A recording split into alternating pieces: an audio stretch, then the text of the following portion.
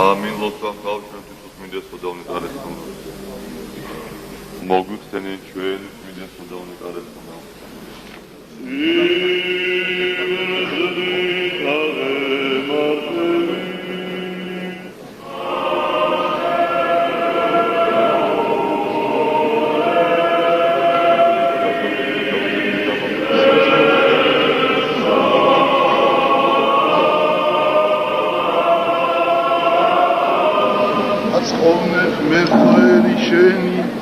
Დაკურთხე სამკვიდრებელი შენი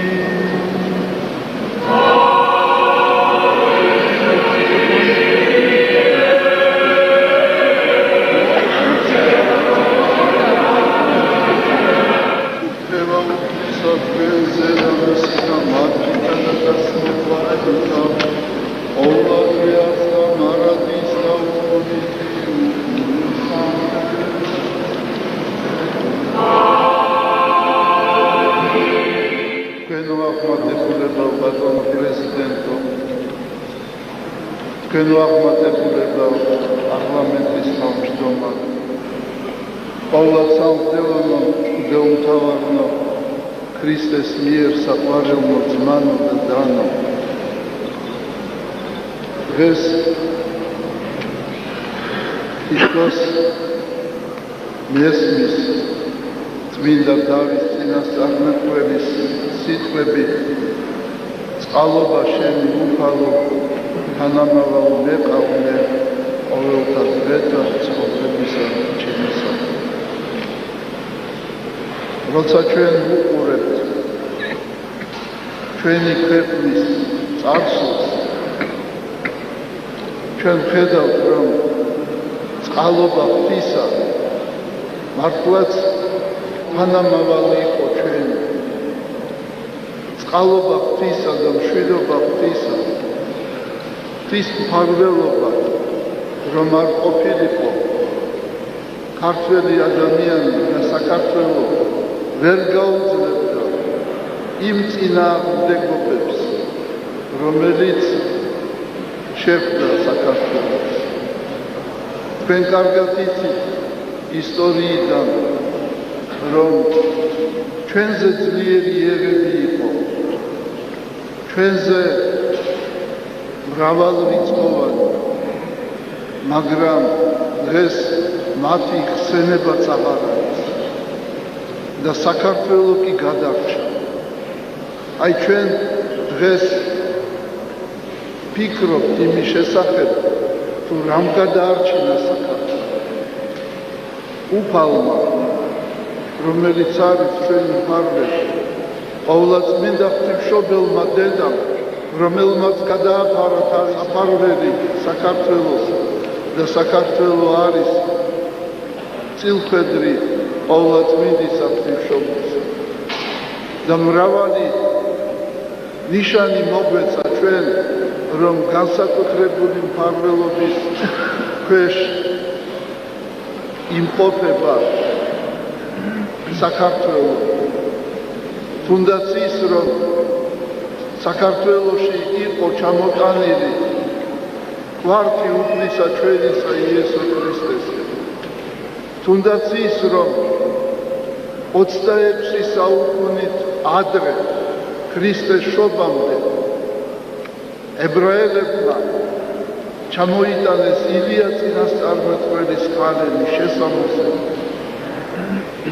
თუნდაც ის რომ საქართველოში იქადაგეს მოციქულებმა ანდრია პირველწოდებულმა და სვიმონკანონელმა მატარებმა და საქართველო გახდა წიაღი სამკვიდრებელი ორი დიდი მოციქულის რომელნიც არიან 12-დაგანი მოციქული სვიმონ კანანელი რომელიც დაკრძალულია აფხაზეთში და მატახა, რომელიც იყო არჩეული იუდა ისკარიოტელის მაგივრად დაკრძალულია აჭარაში. აი ესაც ნიშანია, რომ წყალობა ღვთისა და მფარველობა ღვთისა იყო ჩვენთან. თუნდაც ის, რომ საქართველოში მეოთხე საუკუნეში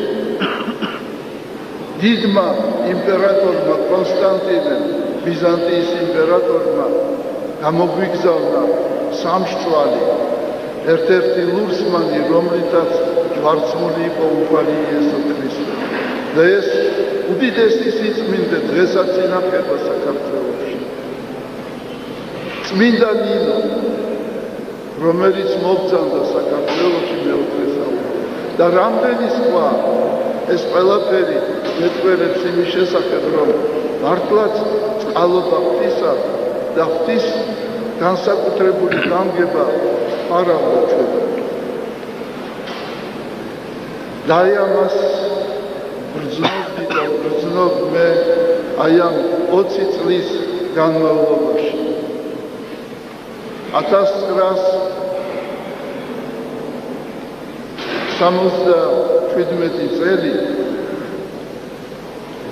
იყო ძალიან რთული წელი. ეკლესია იყო დაუძლურებული და აი გამგებამ ღვთისამ მე დაბალი მონა ღვთისა ამირჩია სრულიად საქართველოს კათოლიკოს პატრიარქი. და როცა ჩვენ ვლაპარაკობთ იმის შესახებ, რომ მძიმე იყო კომუნისტური რეჟიმის დროს ეკლესიის მდგომარეობა, მე მინდა ვთქვა, და როდის ყოფილა იგი ადვილი მონღოლების დროს, არაბების დროს, თუ თურქ-სელჯუკების დროს, სპარსელების დროს, მუდამ უჭირდა საქართველოს. მე მოუსწრები ვარ ჩვენს დიდ პატრიარქებს, კალისტრატეს, მელქისედეკს, ეფრემს, დავითს და ყველასაგან გამიგონია, რომ დღეს ერთი დიდი მოვალეობა ვაკისრია ჩვენ, უნდა გადავარჩინოთ განადგურებისაგან ეკლესია. ჩვენი ავტოკეფალია უნდა შევინარჩუნოთ. არ იყო ადვილი, თქვენ იცით, ავტოკეფალიის აღდგენა. აი ასეთი დღეები გამოუვლია საქართველოს და ჩვენს ეკლესიას. მაგრამ ჩვენ მუდამ იმედით ვიყავით. და ეს 20 წელი მართლაც მეტად მნიშვნელოვანი წლებია. პირველი ჩემი მიზანი, რომელიც მე დავისახე, ეს იყო ჩვენი ერის გამთლიანება, ეკლესიისა და ჩვენი მეცნიერების ინტელიგენციის გაერთიანება და მართლაც ჩვენ მივაღწიეთ ამას. დღეს საქართველოში მოქმედებს თბილისის სასულიერო აკადემია და სემინარია. დღეს მოქმედებს გელათის სასულიერო აკადემია და სემინარია. აი ამ წმინდა ტაძარში დღეს, როცა განვლო აი ამ რთულმა წლებმა, მართლაც როგორც ამბობენ წმინდა მამები, ეს იყო 20 წლიანი მზიანი ღამე. ერთი მხრივ თითქოს ღამე იყო,